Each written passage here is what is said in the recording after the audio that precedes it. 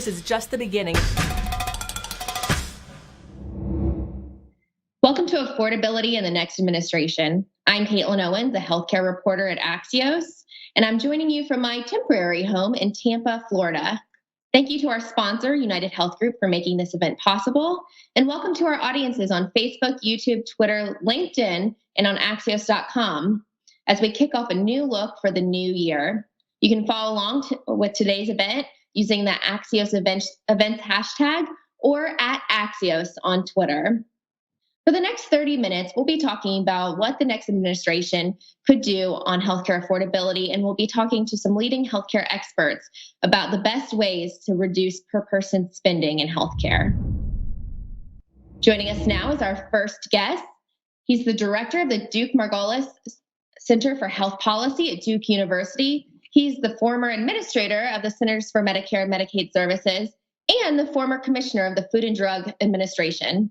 Joining us from Durham, North Carolina, welcome, Mark McClellan. Caitlin, great to be with you virtually. So let's just kick off our conversation. In the very recent past, Democrats took control of the Senate, we learned, with they'll have 50 votes, which is just the bare minimum to have control of that branch, which means they'll have control of all three branches of government. That was a change from what Joe Biden was looking at before, when it was widely speculated he would probably do most of his policy making via the executive branch, which is the branch you have a ton of experience with. How do you think last week's Georgia results change how healthcare policy making will happen over the next at least 2 years? Caitlin, controlling the Senate as well as the presidency, as well as the House, makes a big difference in being able to move an agenda forward. So the president-elect, soon to be president, will be able to tee up the issues that he wants and will help him do a lot of core functions of government more effectively, getting appointments through, being able to get going on his regulatory or administrative agenda much more easily. It also means that he can tee up issues related to affordability in Medicare and other programs as well. But as you said, it is a very tightly divided Senate. Joe Manchin from West Virginia is the swing vote. And that means any major initiative is either going to have all of the Democrats, and any major initiative would hopefully have some bipartisan support as well. That means that some of the maybe bigger, bolder steps that the president-elect campaigned on would be more challenging to achieve. The other important thing in the short term to remember is that President-elect Biden was elected above all else on effective response to the COVID crisis. And that means the first round of legislation has to focus on more effective vaccination, more effective testing, reopening the economy, giving people the economic support they need in that time period. That does include affordable health care, but it'll be very important for the administration to craft an affordability agenda that hopefully leverages the steps that we all agree need to be taken, or that many of us agree need to be taken for a more effective COVID response right now.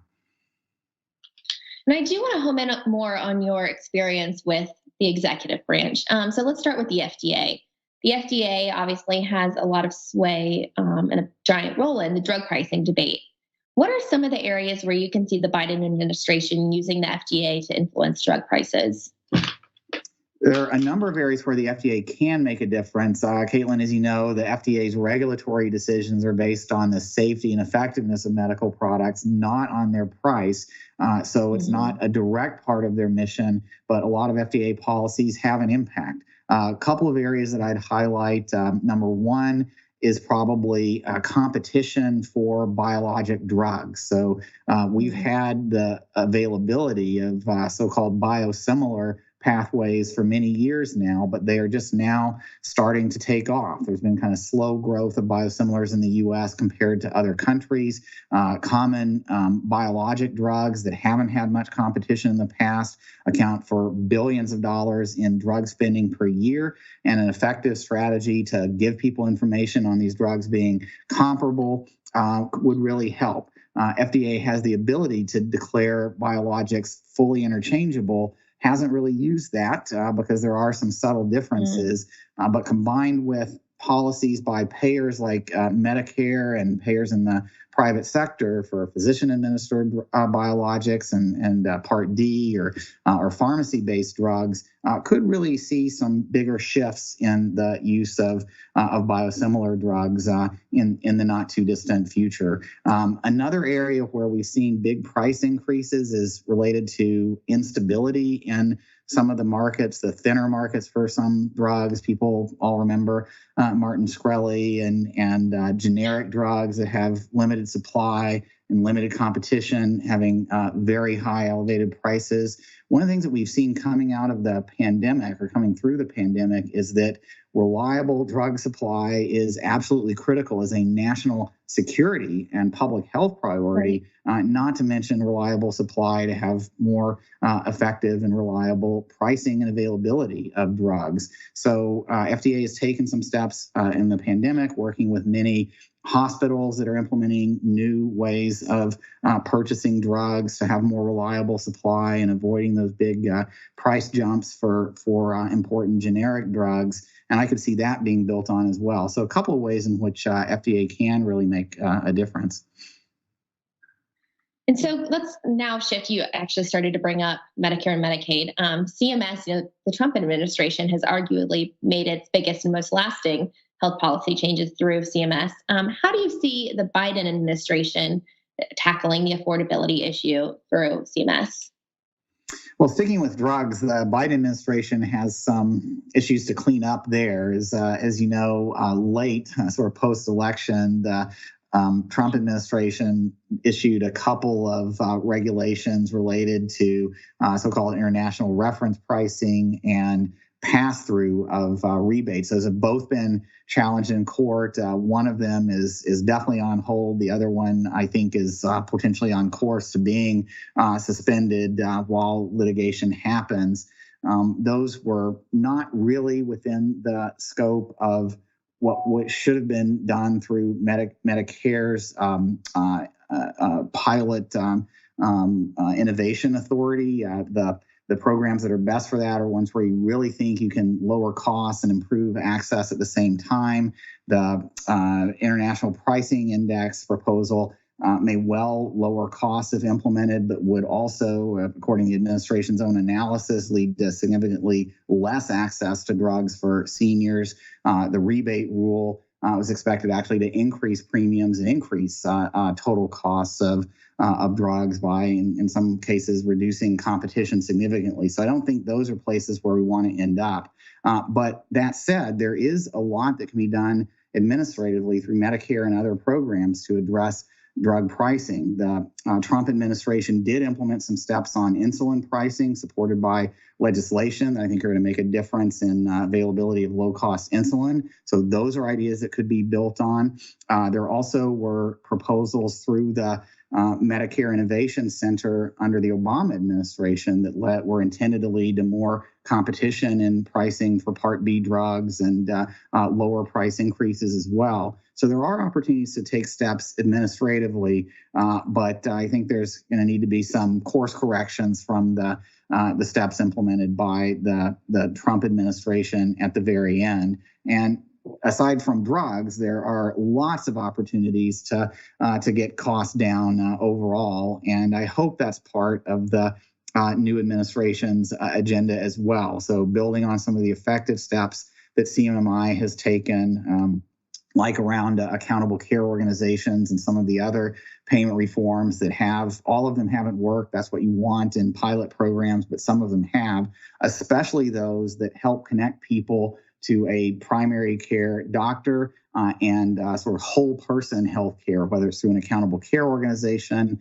or maybe some of the new primary care direct contracting ideas where primary care doctors partnering with other organizations can help people get lower overall costs, or through some Medicare Advantage reforms. The Medicare Advantage program continues to grow. I think there's some steps that could be taken to make it even more cost effective and competitive.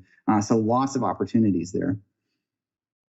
So I want to circle back to something you brought up at the beginning of our conversation, which is that the focus initially is going to be on the COVID response. And I foresee a little bit of tension here where The healthcare industry, whether it be pharma or hospitals, doctors, they're kind of the heroes of the pandemic.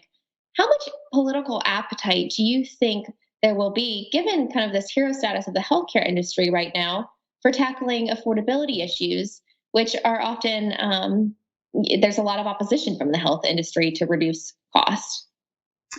Well, Caitlin, I think there's some real opportunities to leverage the challenges that we've seen in healthcare affordability, and I'd add to that access during the pandemic as we head out of it, and not go back to the system that we had before. That includes uncoordinated and often high drug prices, but more generally, in the pandemic, we've seen a lot of healthcare complications because people did not get help. We don't have a strong public health system in this country. We still don't. Most people did not get help if they were at risk for infections. They had to go find a way to get tested on their own or things like that. If you look at some of the healthcare organizations that have been in these alternative payment models to fee-for-service, they've done a lot better. Whereas, a typical primary care practice or a hospital had a huge reduction in revenues when the shelter-in-place rules occurred early in the pandemic in the second quarter. They've been off on revenues and trying to recover ever since. They also had not adopted approaches like telehealth or home-based care very much, not a lot of good longitudinal use of data for risk factor management. Contrast that with organizations that have primary care and really all of their care in payment models that are more about the person, like in accountable care organizations or direct contracting models or Medicare Advantage. They've done much better. Those providers were insulated against the fee-for-service spending reductions, so they didn't have to lay off staff when we needed them more than ever. They were already tracking their patients longitudinally to keep them out of the hospital from complications for their heart disease or other risk factors. So it was relatively easy for them to identify, who's at risk for COVID complications, and can we reach out to them and make sure they know what they need to do to avoid getting COVID and to avoid complications, get treated effectively if they do get it.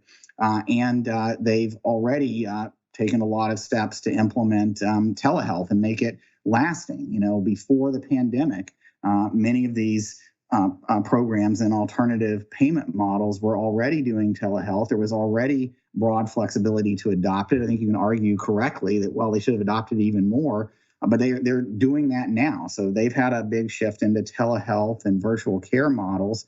And at the end of the public health emergency, we're going to have a debate about, well, should we keep telehealth payment as broad as it is in Medicare and other programs? And that's not really even a debate if we're talking about accountable care organizations and healthcare organizations that are being paid at more of a person level on the basis of outcomes. They already have that flexibility. They'll be able to keep that flexibility. They'll be able to implement and continue the kinds of care models I think the pandemic has made very clear that we want. Just to give you a couple more examples of why this matters in the near term, these are organizations that know who their at-risk beneficiaries are who would benefit from a vaccination now. So if they can get data on who hasn't been vaccinated, they can help with reaching out to those individuals. Many of them are lower income. They may have a hard time, driving to a drive-through. They may not have a car. They may not be mobile. But these organizations already have ways to get them into community health centers, to reach them for preventive needs, and they can do that for vaccinations too. We have new therapies available now that are being underused, so-called monoclonal antibody therapies. They're man-made versions of antibodies that, if given early after someone is infected, someone in a high-risk group is infected, can significantly reduce hospitalizations and other complications. Some of the programs, some of the healthcare organizations in these alternative payment models have sent out tests that can be used at home for COVID detection for their high-risk patients. So they've told their patients, look, if you have a symptom that you think might be COVID, use your telehealth, get in touch with your provider right away. They'll advise you to use the test if they think it's appropriate. And if it's positive, they'll get you right into access to a monoclonal antibody treatment that could keep you out of the hospital. we really need these kinds of reforms, not only right now to get through the pandemic, but to have a better, more sustainable healthcare system afterwards. So those are the kinds of reforms I think could be a key part of this initial legislation and this initial response in the Biden administration to help us not only get through the pandemic, but have a much more resilient healthcare system afterwards. Dr. McClellan, we are out of time, unfortunately, but thank you so much for sharing your expertise with us today. Great to be talking with you. Up next, we have a view from the top segment with Axios' Vice President of Communication, Yolanda Brignoni. Thank you, Caitlin. Now joining us from Eden Prairie, Minnesota, CEO of Optum Health, United Health Group, Dr. Wyatt Decker. Thank you. Thanks, Dr. Decker, for joining Axios, and thanks United Health Group for sponsoring this event. So to get started, Dr. Decker, can you tell our viewers a little bit more about United Health Group and Optum Health? You bet. Well, it is great to be here, and thanks to all of you for joining us today. United Health Group's 325,000 teammates are a global workforce that is relentlessly focused on making the healthcare system work better and helping each and every individual that we serve live a healthier life. We really focus across the board on a whole breadth of services in healthcare, from United Healthcare, who is one of the nation's largest payers or insurers in healthcare, to Optum, which provides healthcare services to help people on their healthcare journeys. And we actually provide healthcare, which we'll talk about a little bit today. I'm the CEO of Optum Health, and we serve over 98 million Americans on their healthcare and wellness journeys through a variety of services and platforms. These can include behavioral health care delivery, behavioral health care solutions from a distance, including digital health care, to behind-the-scenes function that help people get their questions answered, figure out where to go for a referral for a complex condition, help them navigate a difficult disease, as well as direct care delivery. And today, Yolanda, we serve over 20 million patients every year through our Optum care delivery solutions, which is really focused on delivering health care in an ambulatory setting, focused on primary care, prevention, and wellness, which is a very exciting and important emphasis for us. So it's great to be here. Great. You mentioned the importance of delivering great care at a lower cost. In the United States, we've seen the cost of care continuing to rise, and the person costs of healthcare is at the highest level in history. We're already seeing this trend before COVID hits. So what impact do you think COVID-19 will have, and how can value-based care help mitigate rising costs? Yeah, well, really two critical questions. And as you said, the cost of healthcare in the United States in particular has continued to go up and is the number one source of debt and concern for U.S. consumers. So how do we address this? Even pre-COVID, this was a major issue for all of us. And at Optum, we're really focused on this notion of making healthcare more person-focused, more focused on what people want, convenience, access, but also high quality and affordable. Now, how do you get at things like that? To do it, we have to really deliver healthcare solutions that drive out waste. So it's estimated that approximately 25%, some estimates are even higher, of the $3+ trillion that are spent in healthcare in the United States is waste, meaning non-value-added care, administrative services, and other functions that really don't help deliver a healthier person or a healthier population. So we are really focused on driving out that non-value-added care. So policymakers are under pressure to address systemic and ongoing affordability issues. As a leading private health organization and one of the largest providers of health insurance, what do you think we can do to address this? What are some of the solutions that we should be looking at? Oh, so I completely agree. I think how we focus on value-based care and solutions in healthcare is a critical component of what we do. And we will do this by delivering care in settings that cost less. So this is one of the areas that we believe, both nationally from a policy perspective, there's significant opportunities, as well as innovations in benefits designs and care delivery. Well, what do I mean by that? So there's rules and regulations right now that dictate what environments patients are cared for. And we would suggest that the emphasis be on safe care with excellent outcomes. That's super important to us and obviously to everybody. So how do we deliver outstanding outcomes in lower cost settings? Well, let me give you an example, Yolanda. Ambulatory surgical centers can provide care for surgical procedures at typically about 50% of the cost that it would occur in a hospital. And from a healthcare journey perspective for a patient, we can also avoid overnight stays. And we think that globally, if procedures that can safely be cared for in a ambulatory surgical center were in that setting, there would be about $100 billion over 10 years savings for the US government and what they're spending on surgical procedures. If you look at just, say, hip replacements, there is an enormous opportunity to have a better patient experience, higher quality patient outcomes, avoid overnight stays in the hospital by leveraging what we're already doing with joint replacements in ambulatory surgical centers. So that's just one example of how we may address this. So consumers and policymakers are continuing to make it clear that they want simpler, more transparent healthcare experience. How is United Healthcare Group responding to the need to create a simpler healthcare system that prioritizes choice, flexibility, and transparency?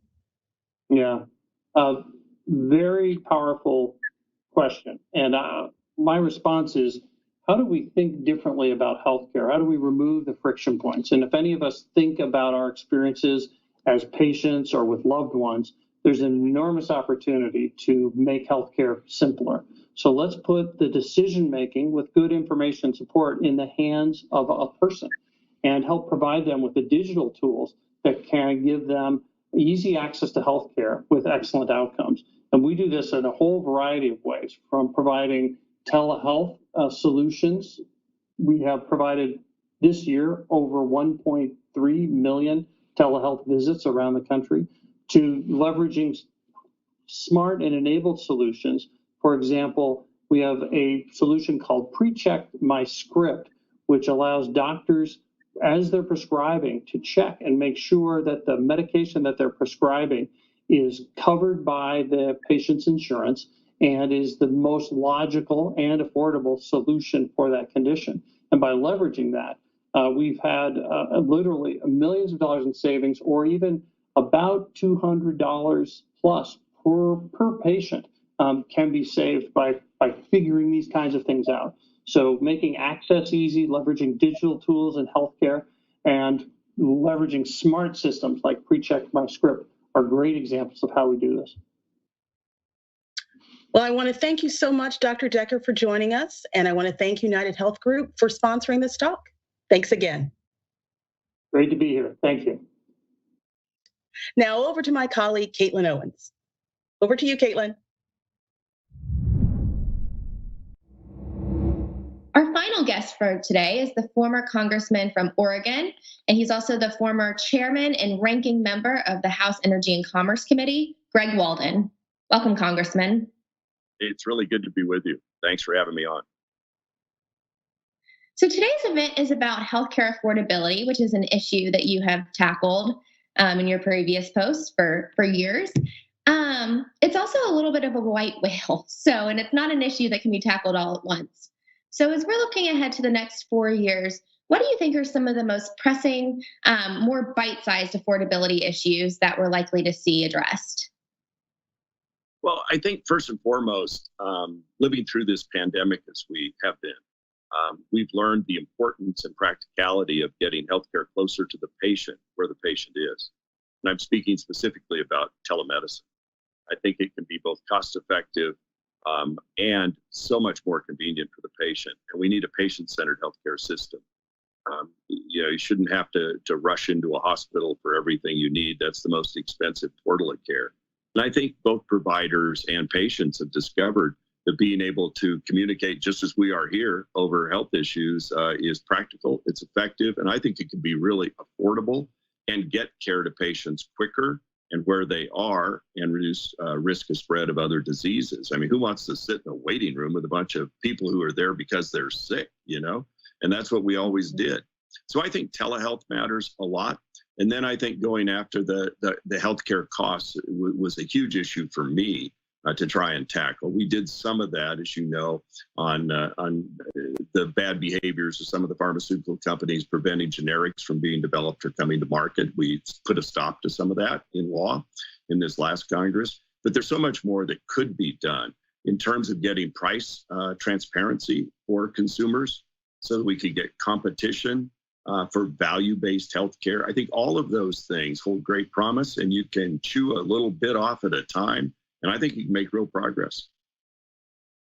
So, I can't help but noticing you mentioned a list of some pretty bipartisan issues. As of last week, Democrats now have control of the Senate, the House, and the White House. What are some of the issues you can see them pursuing that you may not be inclined to agree with?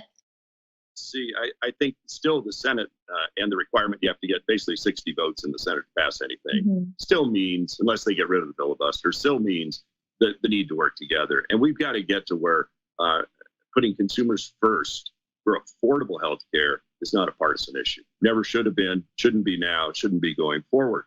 And that's where I think the work that Fred Upton and Diana DeGette have done on cures, and they want to do a Cures 2.0 to continue to advance medical research in America.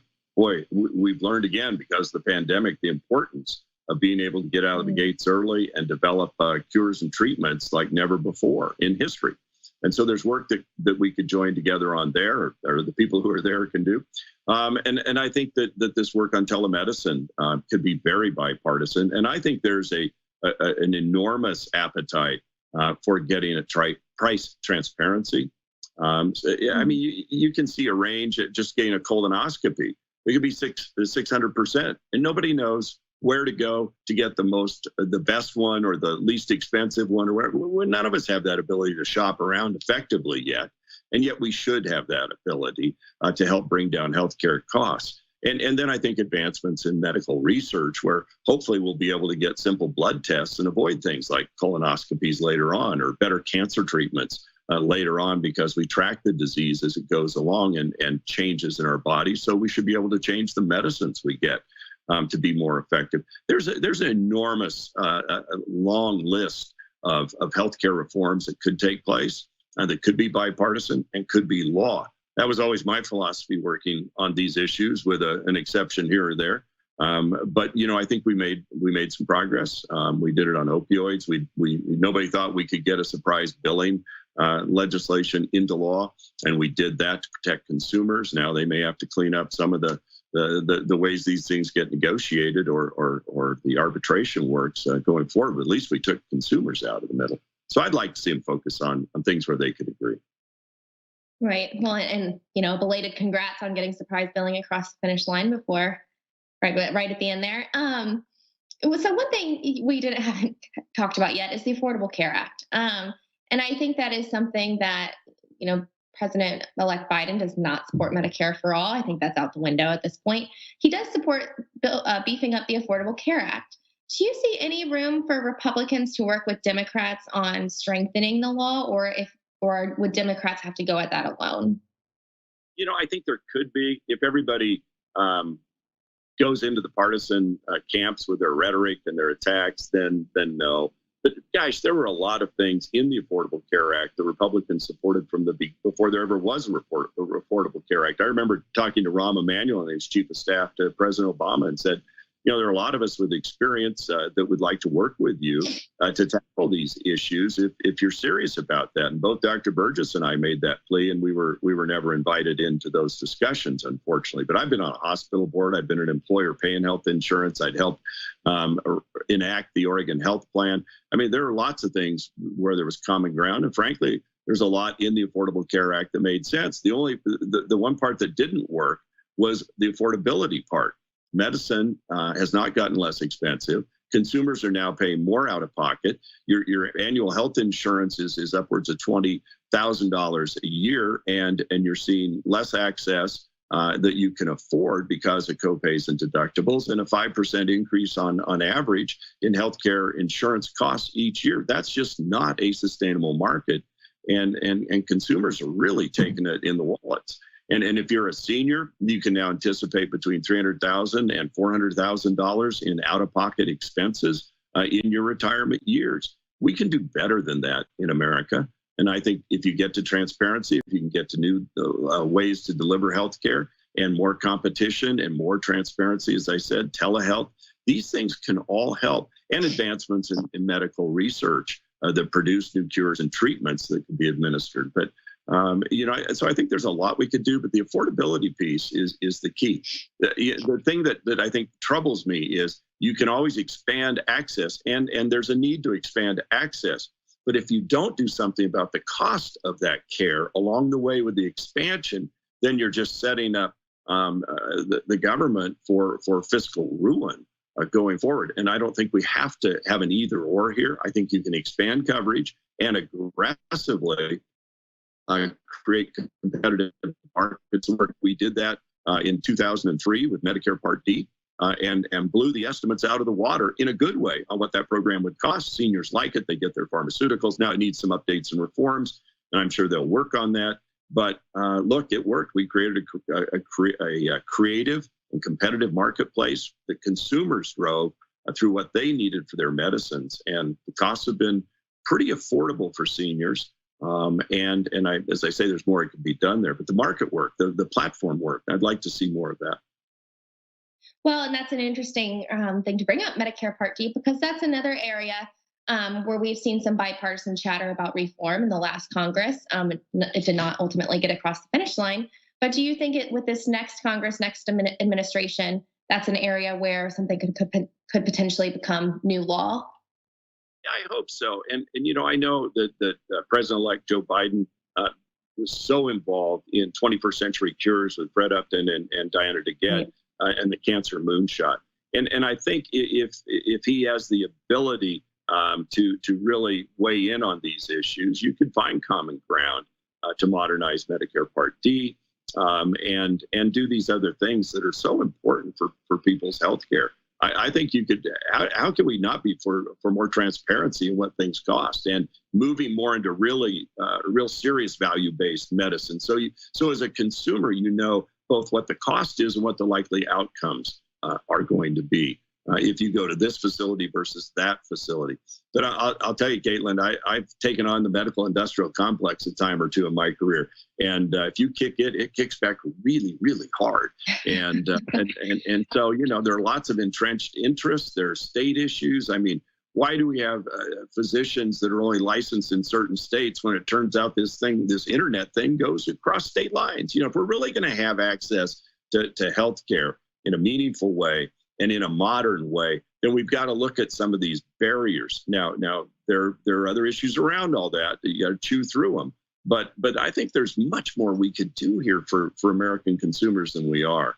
I give you one example. My wife had a little issue with an eye over Christmas, went into a physician. She prescribed a medication. I go to the local drug store to get it. I wait a half an hour in line. I'm told they're not ready. Come back. I come back half hour later. They say, oh, that drug isn't one that was on your approved list. So we faxed a document to the provider to have them go to the insurer and et cetera. It's come back. So then they say, because it's expensive, $190, this little thing of eye drops. Well, when I eventually come back, now I've wasted 4 hours. I get the bill. It's covered by the insurance. I pay $10. It says on the bill, your insurer saved you $13.99. Well, who's paying the $190? This system is a mess, and consumers are the ones getting stuck, and especially those that aren't on Medicaid, that aren't on Medicare, that aren't, they have no insurance. Those on their own are really in trouble. Right. And we're out of time, but I do want to end up maybe 20 seconds of self-reflection to end our time here. As a recently retired member who has used reconciliation, who's been involved in campaigns, who's been on all sides of this, What's your advice to your colleagues who are still on the Hill trying to work together? My advice is the system works if you want it to work. It's all about personal relationships. Put the attack rhetoric away and put the interests of American people first. I think members of both parties come to Congress initially, at least, to get things done, solve problems. It is about those personal relationships in the end that allow you to look at each other, listen to each other, realize the difference in positions and philosophies, and then keep in focus the common ground and the goal and the mission. We still have the best process in the world. I mean, it's being shaken right now, but its core is solid, its foundation is firm, and we can get things done as Americans, and Americans expect our elected leaders to do exactly that. So I hope we can get all the noise and the violence and everything put back in the closet, put the lid on it, and focus on the things Americans really want done. Thank you so much, Congressman. Caitlin, always good to be with you. Thank you. Thank you all for joining another Axios virtual event, and I hope it made us all smarter, faster. Thank you to our sponsor, United Health Group, for making this event possible. For more information or to sign up for my newsletter, visit axios.com/newsletters or visit the Axios app. We'll see you all on axios.com and be safe.